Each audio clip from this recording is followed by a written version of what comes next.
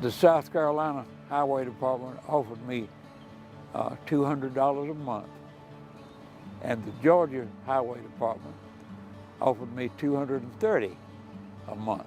I knew that if I went to work with Georgia, that I could probably be just as close to home as I could working for South Carolina. And so I crossed the river for $30 a month. All the roads were dirt then and had to be maintained by pull graders. There were very few motor graders even back then. Most of the grading was done by pull graders or road machines, as some people called them. My first assignment was assigned to the resident engineer in Wren. When I first went down there, there were almost no paved roads then except the state routes. And even back then, some of the state routes were not paved. Those roads had been graded, but not paved.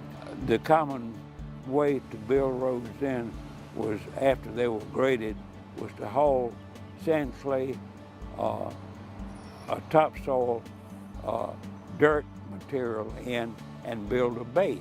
But on this particular road, the soil was in pretty good shape. The powers that be decided to do an experimental type of base on those roads that had not been done in this district before. It was a road mixed in place asphalt base, in which asphalt was sprayed with a spray bar right in front of what was a big rototiller in effect. Nobody knew anything about road mixed asphalt, but they thought that they had it made because they had a young engineer just out of school, and they thought I knew everything.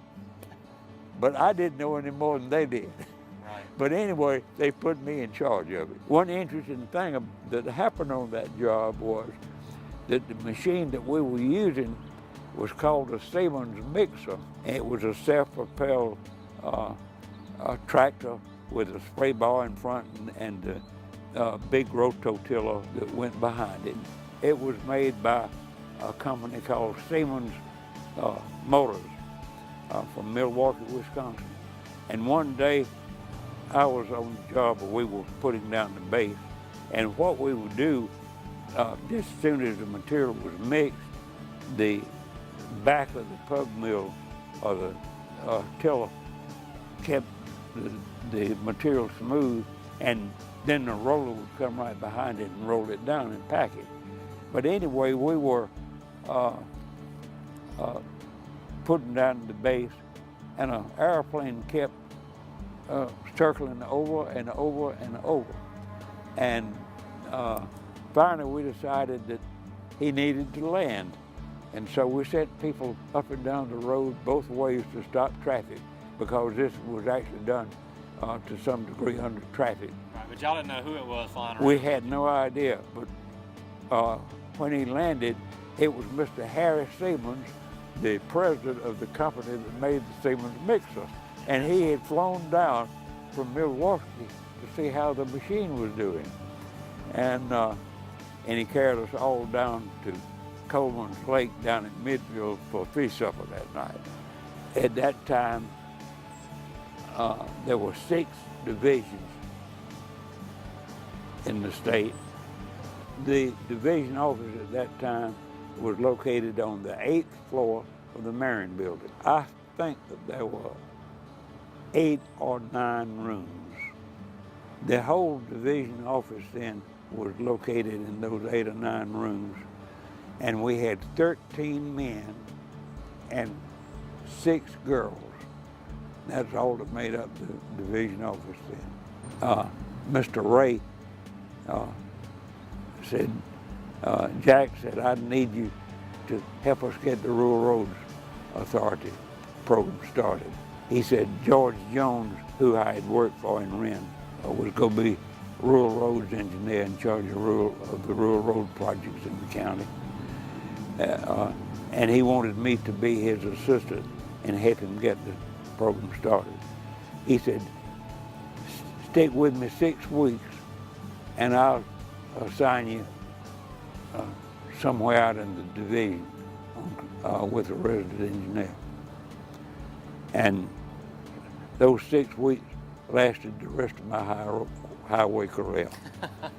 $100 million back then in the early 50s was a lot of money.